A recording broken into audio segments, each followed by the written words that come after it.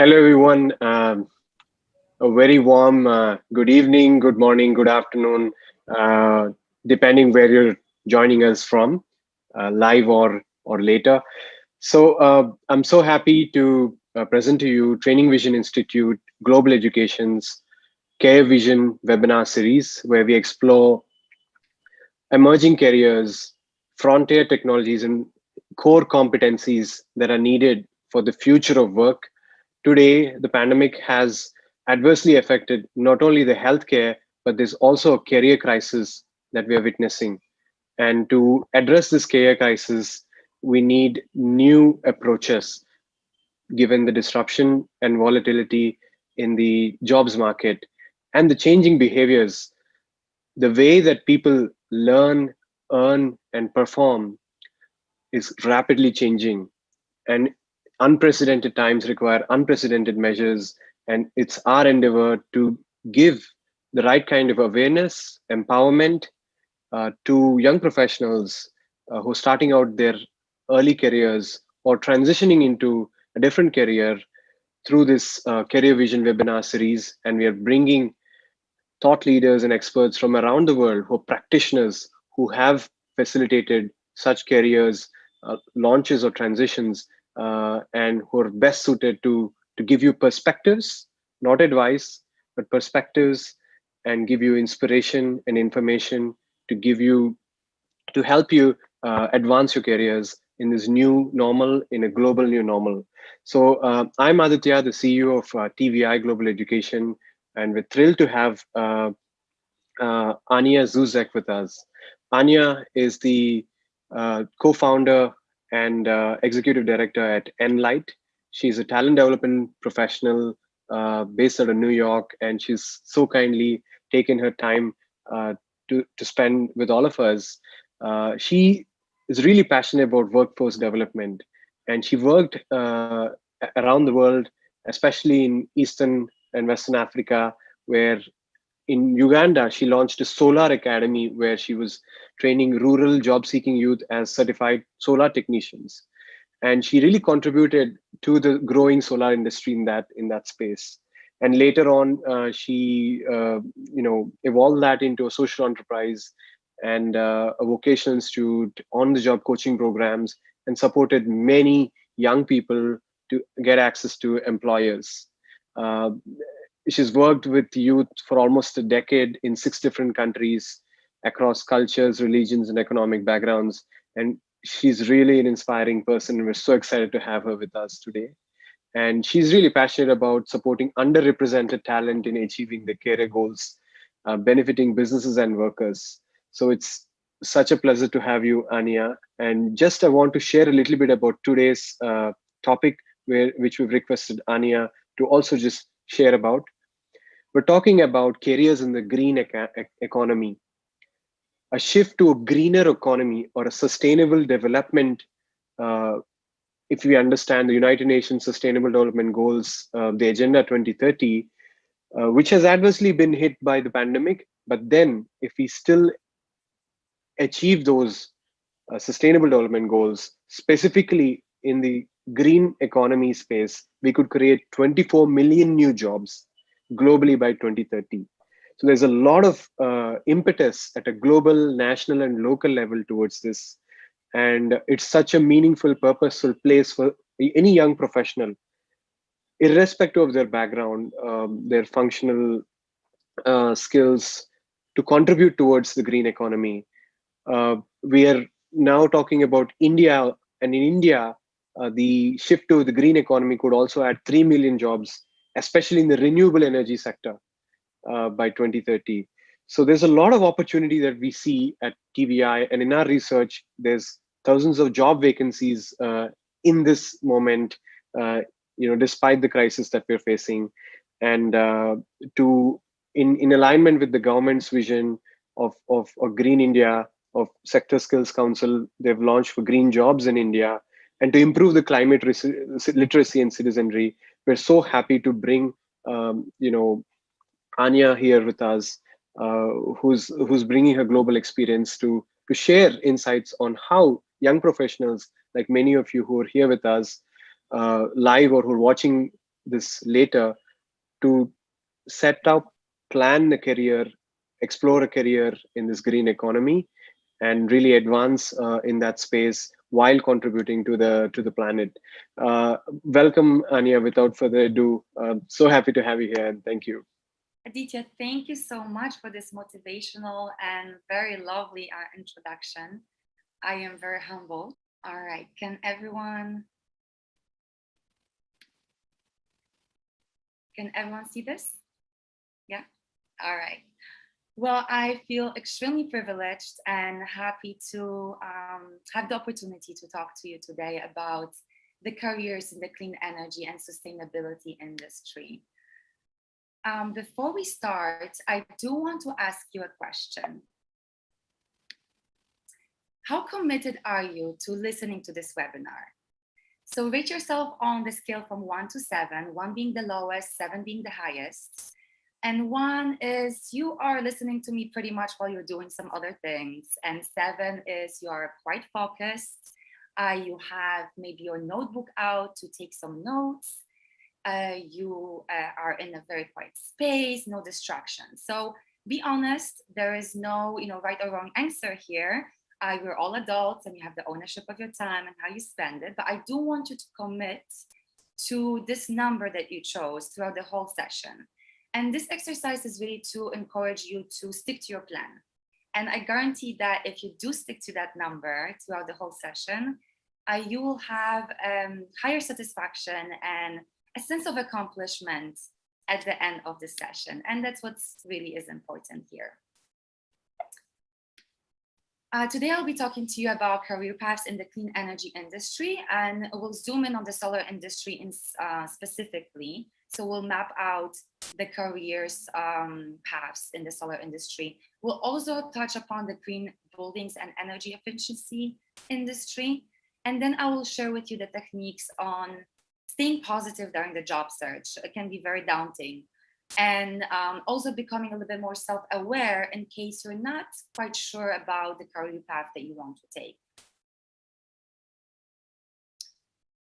So as Aditya mentioned, I did live in East Africa, in Uganda, for several years. And sometimes in the mornings before going to office, I cheated on my diet and I would stop by the small mama shop on the way to work to buy a mandazi. Mandazi are these very delicious, unhealthy, deep fried donuts.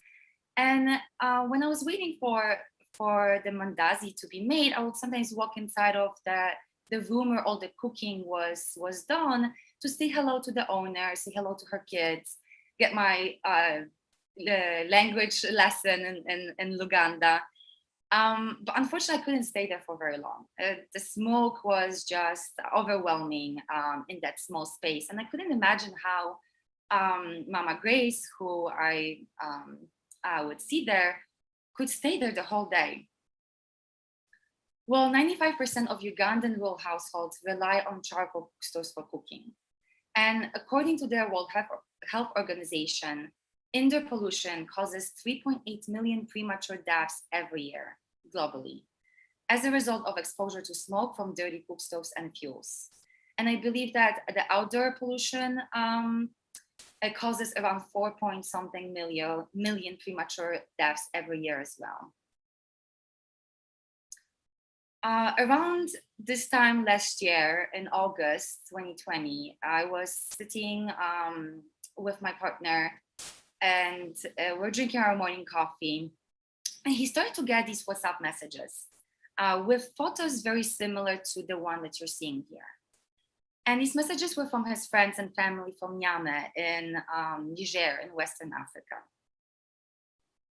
In 2020, Niger faced the worst floods in its history, displacing more than 200,000 people and killing dozens, destroying schools, farmlands, and killing livestock that so many people depend on for livelihood and for food. Well, these stories are, from Niger and from Uganda because I have a personal connection to these places. However, they're not unlike some of the stories that you hear from some of the parts in India, for example, and really all across the world. we see the impact of we see the impact of climate change all across the world. The fires in the Amazon, in Australia, in California, the droughts in Kenya, the droughts in India, the droughts in Colombia. So the point here is this work is very critical. So hopefully you will be interested in joining this industry because the work is very critical and very meaningful. Well, the good news is that investment in clean energy and renewables energy, as well as the eco-friendly corporations, is rising, is growing.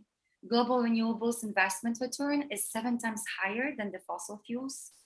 And the cost of capital for renewables remains lower than that of fossil fuels. And socially responsible investing is becoming more popular. Morgan Stanley recently ran this survey that found that 90% of millennials are more likely to invest in causes and corporations that are more aligned with their values.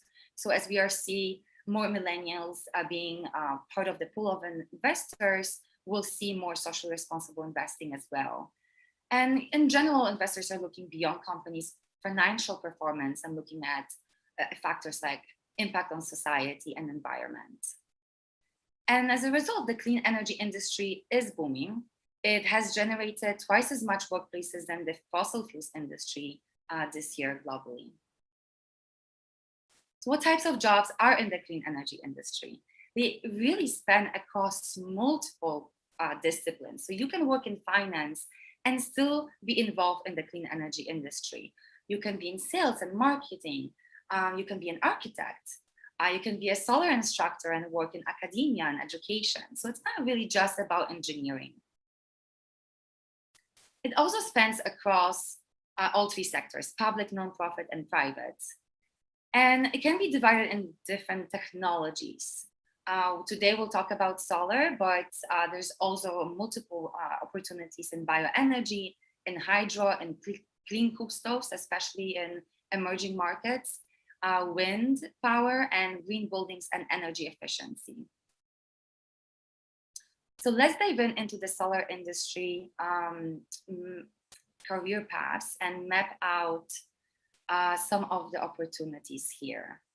So the solar industry can be divided in 4 sectors: manufacturing, system design, project development, and installation and operations. So we'll go in, we'll describe each of them one by one. But do keep in mind that all of these sectors, they don't work in silos. They do talk to each other, they interact with each other along the value chain in the solar industry. So manufacturing is about production of the solar components and thermal components, including the panels, the racks, the controllers, the inverters. But it's not just about the production line. You would be involved in the development part and the research part, which it does include applied engineering, conceptual design, feasibility analysis. And along all of that, there is quality assurance. So there are roles like quality assurance, inspectors and specialists. There's a role for process improvement, constantly looking at how manufacture is being done and how to improve it, and innovation. And system design is about putting these components together to make sure that they generate efficient power to meet the prerequisites of the system, and also balancing the cost of the project and the schedule of the project. You can see here under the job roles that there is a space here for IT specialists and software engineers. So if you are an aspiring IT specialist or a software engineer, there's definitely space for you in the solar industry and in clean energy industry in general. So what you can do here is a really exciting development of platforms and apps that support this industry. And it can range from anything like apps that can help with talent and development, for example, training technicians in the field. It can support the sales and marketing, understanding a CRM system for solar. But also very important is the monitoring system. So every monitoring system for solar is backed up by a software, and we need that in order to monitor those systems remotely. So you might have a team in, let's say, New York. There's monitoring a system that is far away from the city, and you want to understand what is the production and consumption of that system.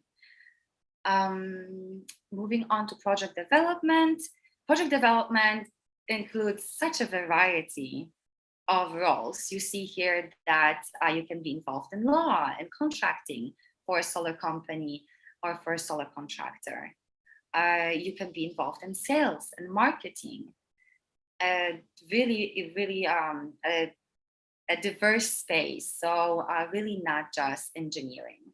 Project development also includes quality assurance and inspection. So there are some roles in electrical inspector, code official, building inspector. I do want to mention that manufacturing is not a sector that is well established in all over the world. So most manufacturing is done in Asia and North America, and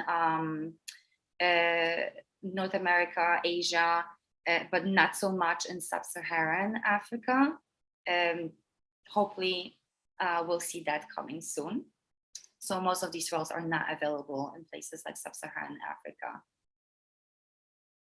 And also during under the system design, most of the roles in sub-Saharan Africa would usually end at the residential PV system designer stage, because everything above that, starting with the utility interconnection engineer, is really dealing with systems that are connected to the grid.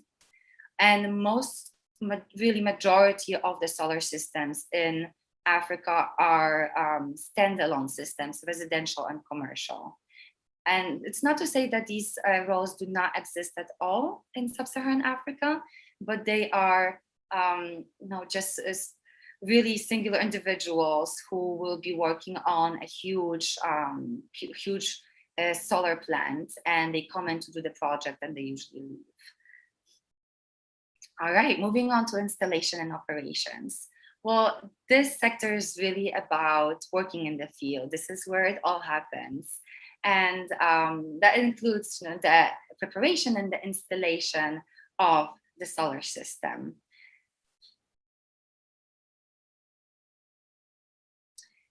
Green buildings and energy efficiency industry is really a rapidly growing industry in the US specifically, but also in Europe and other places. But in the US specifically, most buildings are air conditioned. So they have these cooling systems that are really not energy efficient. So the government is trying to retrofit these buildings to be more efficient, and also make sure that the new buildings that are being constructed are more energy efficient. However, other countries in the world are also recognizing that lack of cooling is posing certain risks to vulnerable populations. So in preparation for this trend towards more cooling in buildings and demand for cooling in buildings, governments are creating plans for how to make sure that this industry that is going to come into their countries is managed and is eco-friendly. And India actually came up with a national cooling action plan that lays out a plan for the next, I believe, 20 years on how to make this happen. So it is something that we should expect outside of the US.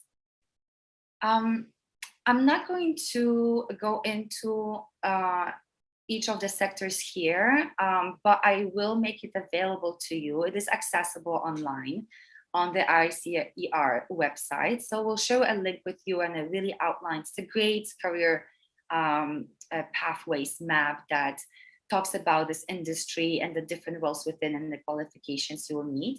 It is catered to the US, but I'm sure that you can find inspiration in it. So we'll make sure that it's being shared. Well, if you didn't like any of the roles that I just spoke about, there is still opportunity for you in this industry.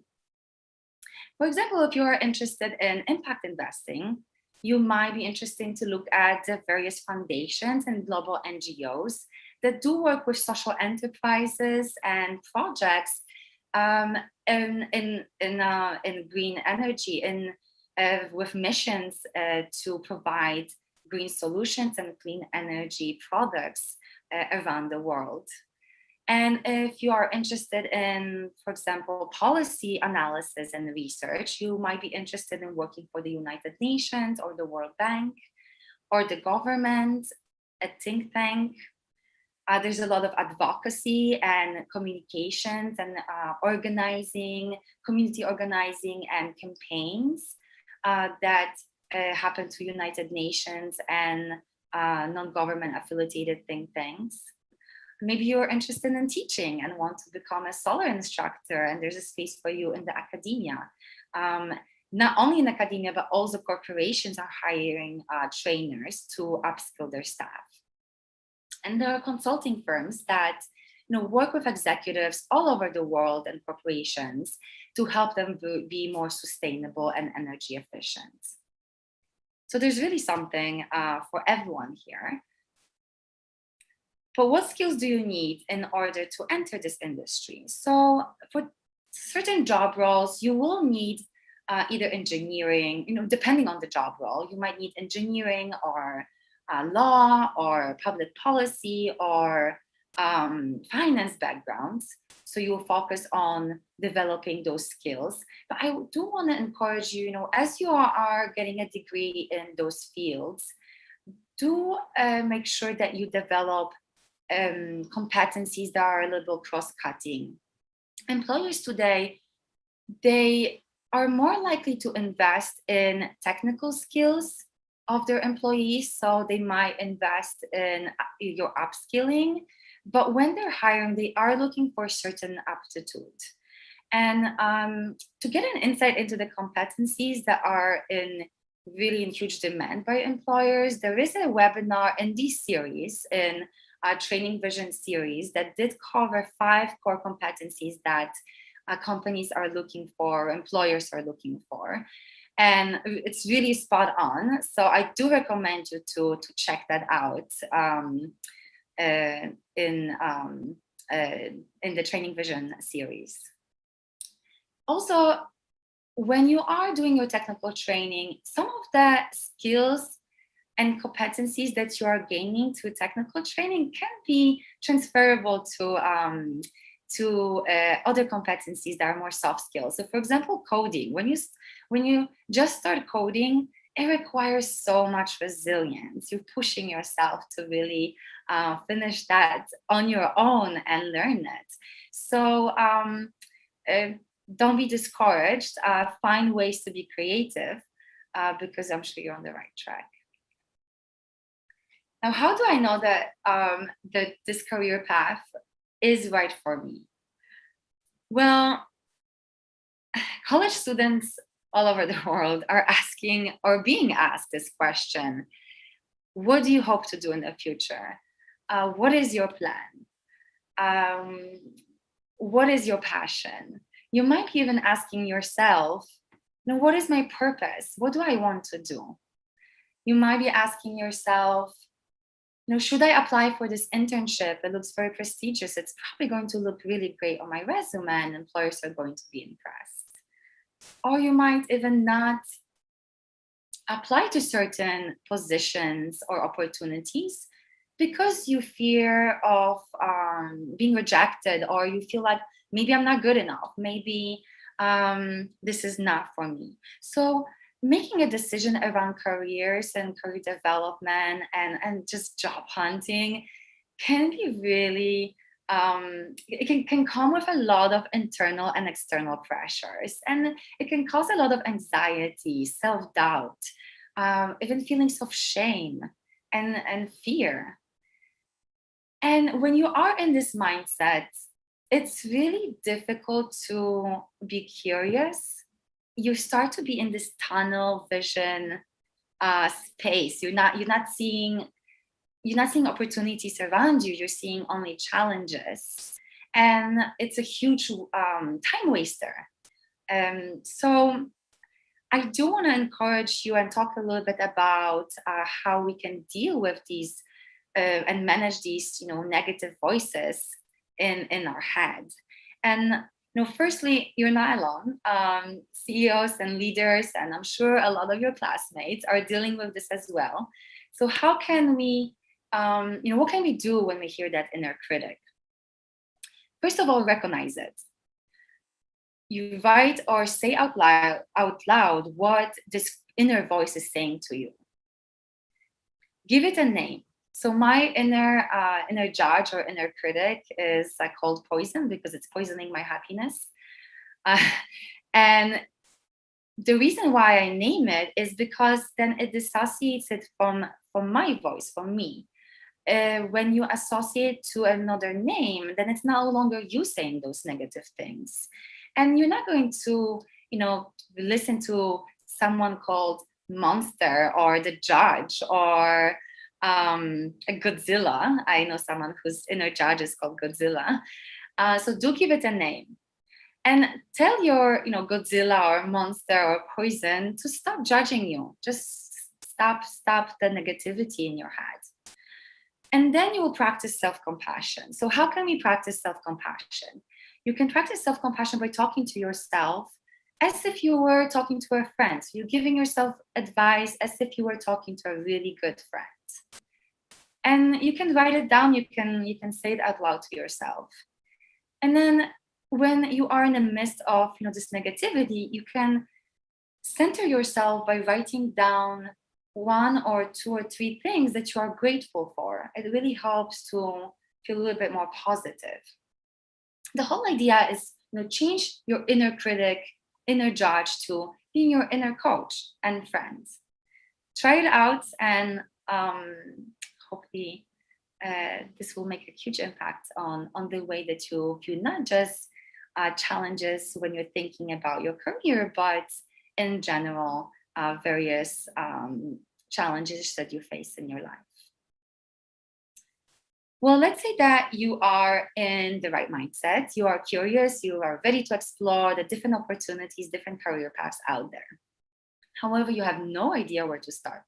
You have no idea what you really like, what you enjoy in terms of that can actually provide income and make a career. So what I suggest is this technique around journaling. Go ahead and buy a notebook. And whenever you come across something that either excites you, makes you feel curious, or brings you joy, write it down in your journal. And don't feel pressure to write and fill up the journal with a bunch of pages. It's really not about the quantity, but you can be selective in the things that you write down. Really, the ones that make you feel curious, make you feel excited. And this can be anything from feeling excited after a conversation with someone, or a podcast that you heard, or an article or a blog that you read. So after around 2 or 3 months, you are going to open your journal and read through the whole, to all the entries, and you will start looking for patterns, certain themes that are coming up, certain linkages between these journal entries. Some entries you're not even going to remember, but you should be able to start seeing certain similarities and linkages. So for example, you might see that, wow, over the past 3 months, I started to collect all these articles on, for example, animals. And why am I excited about animals? What is so curious about animals? And you might start seeing that, all these things are talking about animal protection and making sure that animals are not hurt. And then what you do with this information, it's a huge revelation. And you can use that to, for example, reach out to people on LinkedIn who are in animal protection and start talking to them, start finding out more about their work, about what motivated them to be in this type of work. So it's a tool to raise your self-awareness. And I do suggest that you keep an Excel sheet with the links of the articles and LinkedIn profiles and blogs or whatever you find online that spark that interest in you, just so you can go back to it whenever you want. And as you are reaching out to people, also make sure that you have a spreadsheet with their contact information, because this is your networking database, which is really important. Another technique that you can use is a life map. Some of you might be already familiar with this activity. So the life map is a technique to trace key aha moments in your life that bring you to where you are now. The aha moments can be defined as moments of epiphany, of revelation, of inspiration, and events in your life that moved you to change something, moved you to think differently. By the end of this exercise, and you can do it in many ways. It can be a timeline, you can just put pictures. It's really up to you. It can be chronological, it doesn't have to be. But at the end of this exercise, you will have a visual representation of these significant moments. And that should help you understand where you are today by looking at where you have been and where you might go next.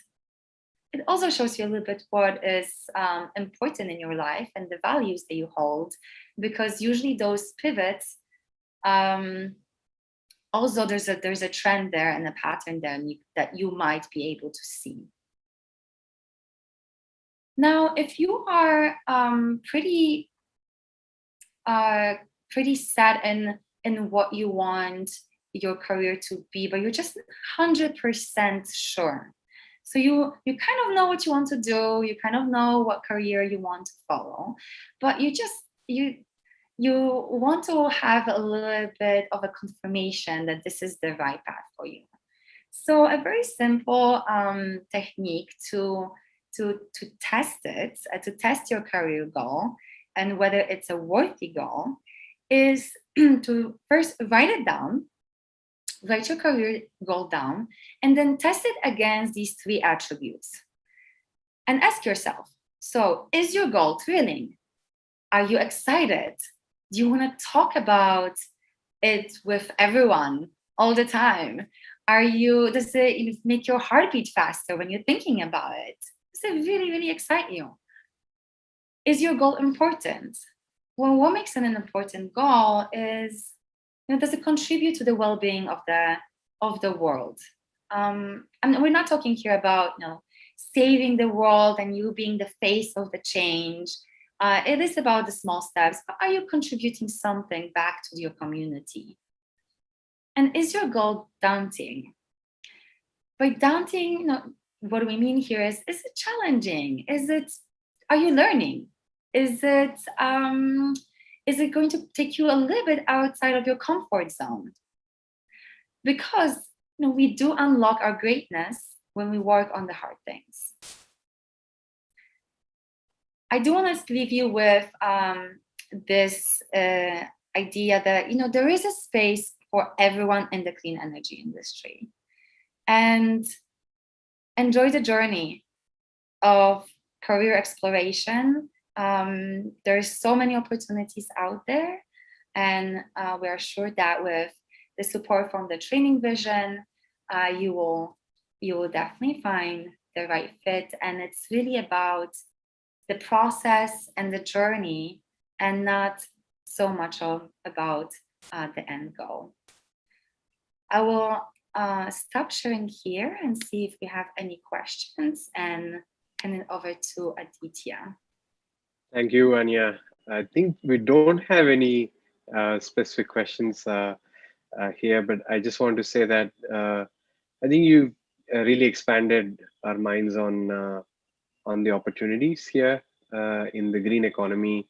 And in India too, what we're looking at is, uh, like you rightly said, there's this impetus towards the green economy, and there's a lot of policy direction, a lot of startups as well who are starting up in this space. And I think what really also excites us is that, in India, uh, of course, solar energy and renewable energy space is really picking up, with where we see a lot of the electric mobility or e-mobility, electric vehicle companies coming up. And recently, we have had Kia Motors investing in South India, and and many such organizations really, starting up.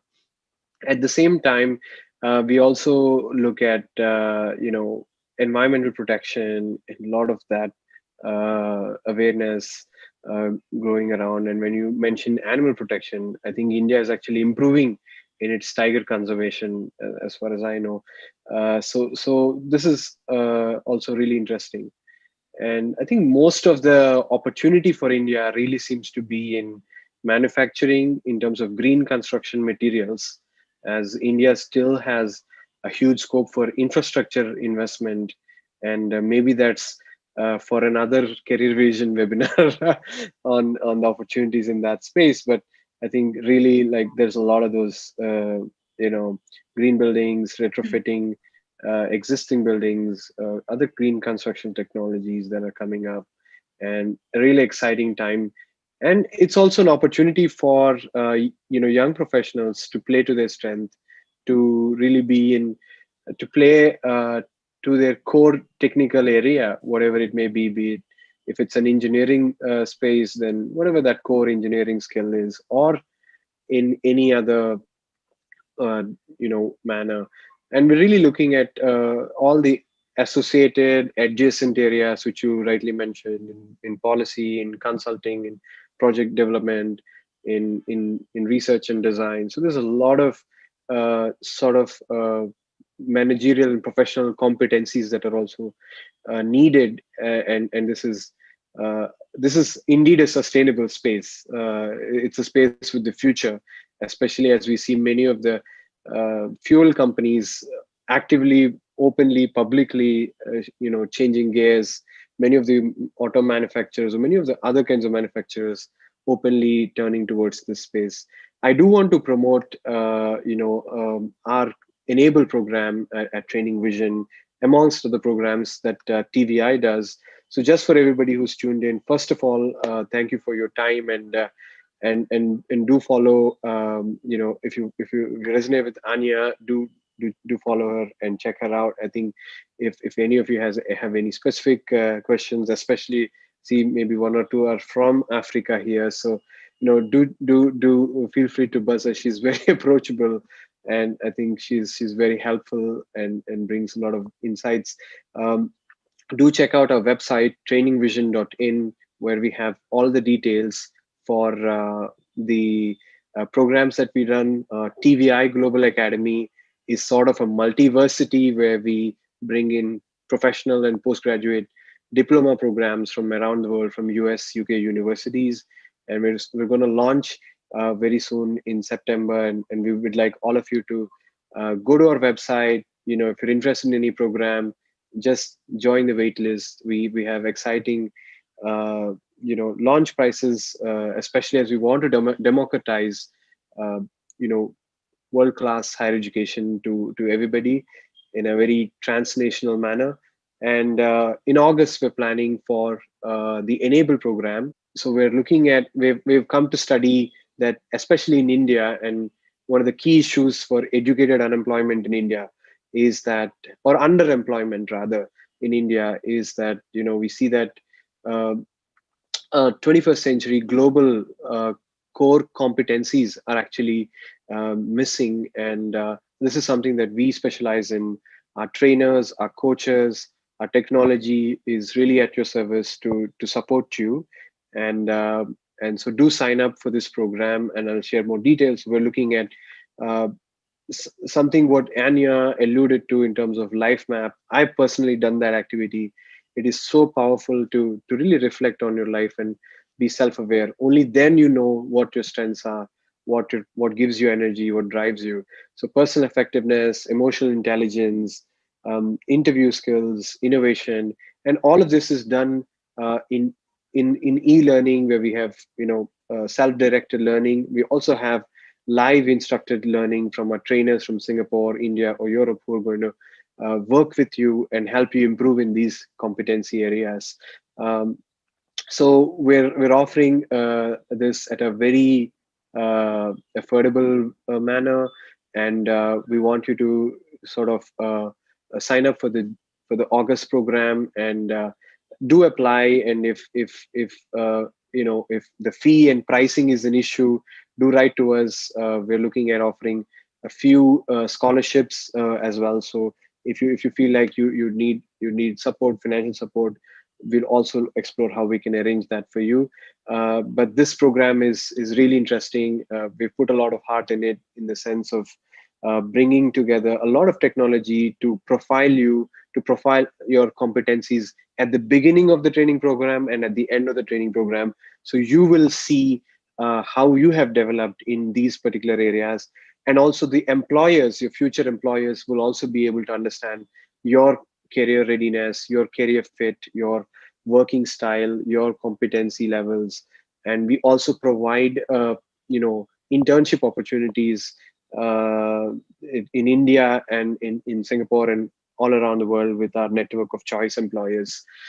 So we have an exciting lineup of trainers for this program that we've curated, and we also have a lot of you know we've developed the ENCODE assessment with our sister concern, where it's a smart personality assessment that also gives you. So the good news is, for those of you who are here or who are watching this later, you can register for the Enable program. You can visit our website at trainingvision.in, and you can check out, and you have a free career readiness assessment in when you type bit.ly/TVI encode. And so when you're applying for a job, add in this career readiness assessment. I think that'll probably up your uh, probability, or your sort of chances with your employer. I think we're looking at how can we make career enablement and career advancement really easy, both for candidates, young professionals such as you, who want to have global careers, at the same time for employers who are kind of in the dark, where they get a lot of profiles of equally qualified people. So differentiate yourself, and thank you for being with us. Stay tuned, and watch out for this space as we explore other emerging job markets, emerging career areas, with fantastic speakers. Up next, we have someone who's a senior HR leader from Europe, who's going to join. So show us some love, like our page, and the TVI, being a 30-year-old company, but still, to India and Africa, we are new. And so show us some love, follow us, and share it with your friends and family and your colleagues. Stay tuned. Thank you for that. Thank you, Ania. Thank you, everybody. We'll conclude this space for now.